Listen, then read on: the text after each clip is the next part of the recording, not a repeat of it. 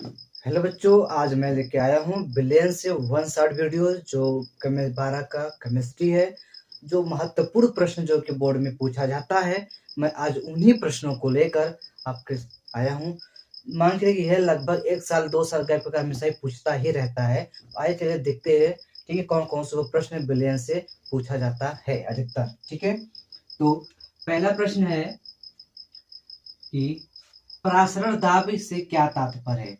पराशरण दाब से क्या तात्पर्य है। सबसे पहले कि जो अगर जैसे जो इस पराशरण दाब में एक अर्ध पारगम्य झिल्ली लगी होती है जो विलयन को जाने की अनुमति देती है, लेकिन विलय को जाने की अनुमति नहीं। अगर कुछ कोई बाह्य बल लगाया जाए तो यह आपका हो जाता है। ठीक है, उसके बाद दूसरा प्रश्न है हेनरी का नियम तथा उनके अनुप्रयोग बताइए। मतलब कि यह अगली बार तो हट गया था, लेकिन इस बार जोड़ दिया गया है, क्योंकि अगली बार कुछ टॉपिक हटाया था, लेकिन इस बार अध्याय का ही हटाया गया है। इसलिए कुछ टॉपिक हटाएगा तो उसको जोड़ दिया गया है, इंक्लूड कर दिया गया है। ठीक है, उसके बाद तीसरा प्रश्न है कि मूलता को परिभाषित कीजिए, या पूछ देगा प्रश्न की मूलता को उदाहरण सहित समझाइए। क्या है? उदाहरण सहित समझाइए। आपको इस तरह से भी प्रश्न पूछा जाता है। जितने भी प्रश्न बताएंगे आज 3 से 5 नंबर वाले ही बताएंगे जो बिलियन से आपको पूछा जाता है अक्सर। उसके बाद है चौथा, मूलता का वर्णन कीजिए। ठीक है, क्या था?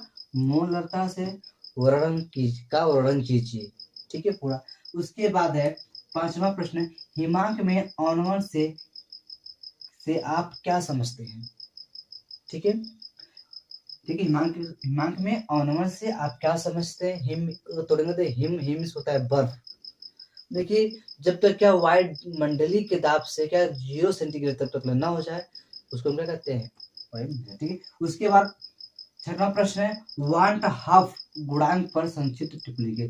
अगली बार इसको भी हटा दिया था, लेकिन इसको इस बार जोड़ दिया, क्योंकि कुछ अध्याय को पूर्णतः ही हटा दिया गया है 12 का सिलेबस से केमिस्ट्री का। ठीक है, इसलिए क्या है।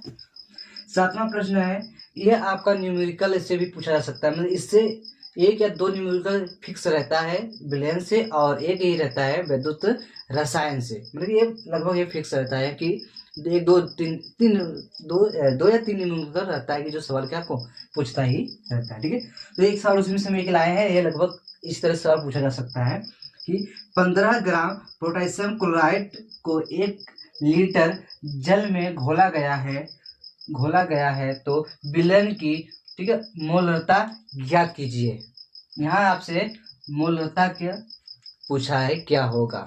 ठीक है, इस तरह से प्रश्न पूछा जाएगा। इस प्रश्न को कुछ अलग तरह से पूछा जा सकता है।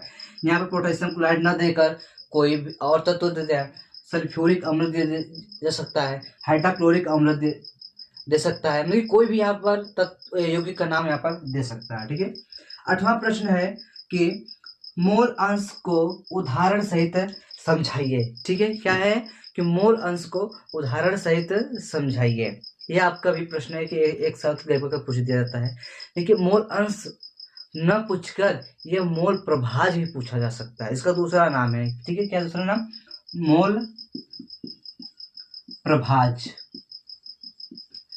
मोल अंश न पूछकर मोल प्रभाज के नाम से भी पूछा जा सकता है। ठीक है, उसके बाद 9वां प्रश्न है, ये तो महत्वपूर्ण है, ये टिप्पणी लिखने के लिए ही आता है 100%, ये हर साल आता है। ठीक है, क्या है? राउल्ट के नियम का उल्लेखन कीजिए, उसकी सीमाएं भी बताइए। या तो पूछ दो, अगर 3 नंबर पूछेगा तो ऐसे ही प्रश्न पूछ देगा, या तो ये 5 नंबर में 5 टिप्पणी करने के लिए दिया, तो उसमें से पूछ देगा कि राउल्ट के देता है, क्लोराउस के देता है, हेनरी के दे देता है। ठीक है, और उसमें से मूलता भी दे देता है।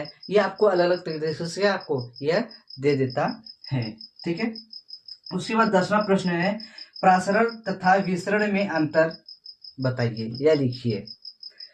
आपको भी इसमें से भी पूछा है, ये भी पूछा है प्रासरण तथा विसरण में अंतर बताइए। बच्चों इसको जरूर याद करना, क्योंकि यह आपसे पूछता है। तो क्योंकि प्रासरण तथा विसरण में अंतर ये फिक्स रहता है, ये आपको पूछता है। लेकिन लगभग ये अगली बार शायद इसको नहीं पूछा था, लेकिन इस बार जरूर आ सकता है, ये आपको मान के चलिए। ठीक है, आप लोग इसे पूर्णतः तैयारी कर लीजिए कि कोई भी प्रश्न आया छोड़ना नहीं है, कुछ भी लिखना है तो लिखना है, ठीक है, ये छोड़ना नहीं है प्रश्न एक भी, ठीक है। उसके बाद 11वां प्रश्न है, आदर्श तथा अनादर्श विलयन क्या है, ठीक है, या इसको अंतर भी पूछा जा सकता है, या इन दोनों का परिभाषा, दोनों में से कोई एक पूछा जा सकता है, या पूछ देगा कि आदर्श विलयन क्या है, या पूछ देगा कि अनादर्श विलयन क्या है, या पूछ देगा कि आदर्श तथा अनादर्श विलयन दोनों में, ठीक है, अंतर लिखिए, अंतर लिखिए, कोई भी पूछा जा सकता है, ठीक है। कि आई होप कि आपको यह समझ में आया होगा कि विलयन से कितने महत्वपूर्ण प्रश्न जो कि बोर्ड में पूछता है। कई सेट अलग अलग गिरे, कई सेट तैयार होते हैं, उनमें से कई बार पूछा जा सकता है, प्रासारदा भी पूछा जाता है, हेनरी भी, मोललता भी, मांक, वांठाप, गुणांक, ठीक है, मोल अंश या मोल अंश आपका मोल प्रभाज, मतलब यह आपको बहुत तरीके से, मतलब यह विलयन से इतने महत्वपूर्ण प्रश्न है कि जो कि पूछता ही पूछता है, ठीक है। आप इनसे नहीं बच सकते हो, यह बोर्ड में आता ही है, तो इसीलिए आप लोग इसको जरूर ही याद करिएगा, ठीक है। हाँ, अगर आप लोग कमेंट करिएगा तो हम इस पे पूरे सोल्यूशन वीडियो ही बना देंगे, ला देंगे आपके लिए, ठीक है।